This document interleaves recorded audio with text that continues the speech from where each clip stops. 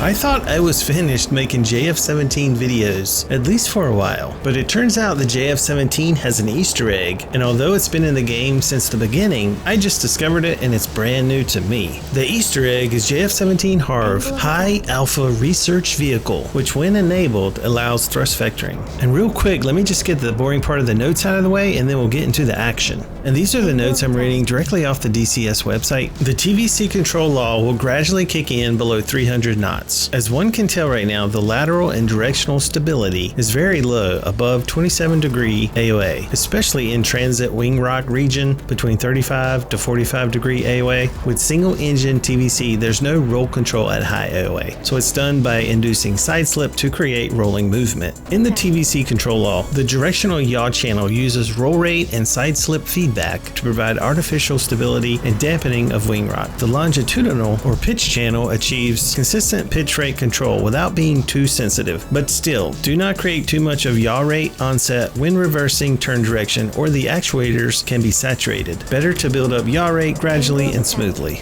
Okay, so hopefully we got all that. So this is literally my first time trying out the thrust vectoring, and my first impressions after just doing it for a few minutes is it felt a lot like the old Mirage 2000 with the channel 5 switch, and ironically the JF-17 and the Mirage 2000C in DCS both have a thrust to weight ratio of a 1.0, so they are lacking a little in the power department. And my first impression of the thrust vectoring is that the JF-17 is going to need a little bit more power if it's going to take advantage of thrust vectoring. But I think the only way to really test just how good it can be is to pit it against what I think is the best performing jet in DCS. So today's video is going to be the JF-17 Thunder versus the highly maneuverable and powerful FA-18C Hornet. Round 1. To get this baby a thrust vectoring, we need to flip both the FLT test switches and then press the record button. And also the server that you're playing on has to enable it. Currently we are playing on DCS Dogfighters. The map is Syria. The VR headset I am temporarily trying out until I can get a Pimax Super is actually the PSVR 2. And I might even do a review on the PSVR 2 while I'm waiting for my Super. So when I heard about this thrust vectoring, I was probably the most excited to try to challenge the F-18 Hornet on the merge. And I haven't told the other F-18 pilot that I've got this thrust vectoring ability, so if I could surprise them on the merge with some crazy AOA, it would absolutely make my day. So we do surprise them and land some shots, but honestly I don't think it was because of the thrust vectoring. The Thunder already has great AOA. That's now an angry Hornet and it's coming back around with an aggressive pull. Luckily they missed and they also ripped off their wing, but that was due to the damage that they already had. But that round we really didn't test out the thrust vectoring ability. We'll try to do better next round. You need to do better. Round 2. One of the things I'm curious about is how the G limiter is affected by the thrust vectoring. When I was just flying around in free flight, I noticed I was hitting 9 Gs, which should be impossible with the G limiter, so I'm not exactly sure what's happening. So I'll leave the testing and charts up to Contact Light at DCS Dogfighters, but I am going to challenge that F-18 Hornet in the 2-circle rate in this round, or at least try to. And just look at this merge. Not too subtle. No, that's a show off. Unless what they're showing off is dope as... Probably the craziest merge I've ever seen, but I'm not exactly sure that it helped them. Missed it by that much. And now I'm also in a good position behind him. So the notes say that the TVC law will gradually kick in below 300 knots, but I've noticed that it seems like there's some performance gains at the higher speeds. I pull the throttle back as this Hornet is taking me down. Mindful that he may try to go for the overshoot, I deploy the brakes. At this point, I'm just watching closure, watching the numbers. I'll close the brakes, trying to keep the numbers close. I'm not exactly sure what he's planning. Back into Afterburner, we're going up, looks like he's taking me for a ride. Now I'd love to get under 300 knots and just use the thrust vectoring, but also don't want to just throw this dogfight away. And right now I think we're in a pretty good position as this Hornet is dragging me back down. And you're gonna see me constantly checking back, looking at my hood, checking my numbers, checking the closure. So I'm in the high 380s, so I could just yank back on the stick and try to induce that thrust vectoring law, but that's gonna kill all of my speed. And if he stays in the rate, I'd then be in trouble. Another quick check of my hood and I'm still still in the high 380s, and it looks like he's almost in that offset position where I could pull, but he's tightening down his turn here, trying to make it difficult for me to pull inside. And this is a point where a lot of players will try to cut the burner and go for a reverse, but it looks like he's staying in this turn, and he also looks slow enough, and I'm itching for this thrust vectoring to kick in, so I'm going to go ahead and tighten my turn. I've got the lock, I pull him into the HUD, I'm in the low 300s, I'll go ahead and try to pull smoothly for the shot.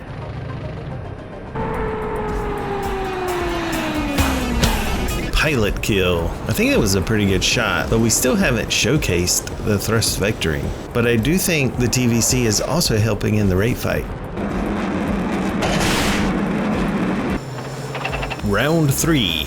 So that last round had me thinking maybe we can challenge a little bit more in the two-circle rate fight. The JF-17 is already a pretty good rate fighter, but with the added TVC, which seems to somewhat override the G limiter, maybe we can push it farther than it's ever been. Normally you can't push the JF-17 pilot into blackout because of the G limiter, but with the TVC, I've been able to push the Gs up over 9. I had to fly over those power lines, and then that Hornet dipped under this hill, making it a little bit hard to see. And then we both pulled into the one circle, which really isn't what I wanted this round, but since we're here, I'm going to go ahead and pull hard and try to push the thrust vector.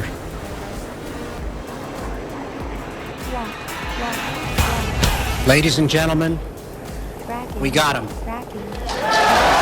We did get him, but there's no sign of him stopping. And I probably could have kept pulling and tried to do another head on here, but instead I'm going to elect to stay in lag, try to keep it in the two circle, and as I look down, it looks like he was pulling up hard to take a shot at me, so that influenced me even more to keep it in the two circle. Race speed of the JF-17 is around 440, but because now I can push it to 9 Gs, I was thinking I need to go maybe just a little bit faster. I checked the HUD for my speed, and I'm in the high 460s. That's just a little bit higher than the normal rate speed. As he takes a shot at me, I'm just now starting to get into the blackout tunnel.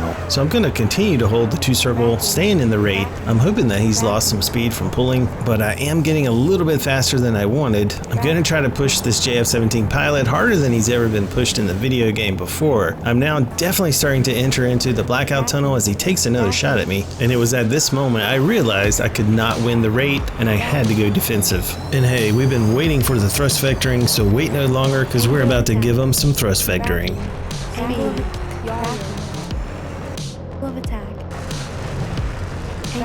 So that proved that thrust vectoring can be effective, but now I'm slow and this is why I've been hesitant to pull some of these shenanigans. But I'm not quitting yet. With the thrust vectoring, I might have one more opportunity to get my nose on. Angle of attack. And it's gone. I thought I could get a shot, but that opportunity has now slipped away. And now you're going to see why the F-18 is truly the rate king in DCS. He was about as slow as I was, but his powerful engines has got him back to rate speed. And he is ripping around this circle coming in behind me. Well, it's pretty much over. It looks like he's pulling for a shot. That's it, man. Game over, man. It's game over. He's lost track of me. He's Syrian lead turned me on Syria. Well. How are the turntables? Maybe he lost track of me when I ducked under the hill?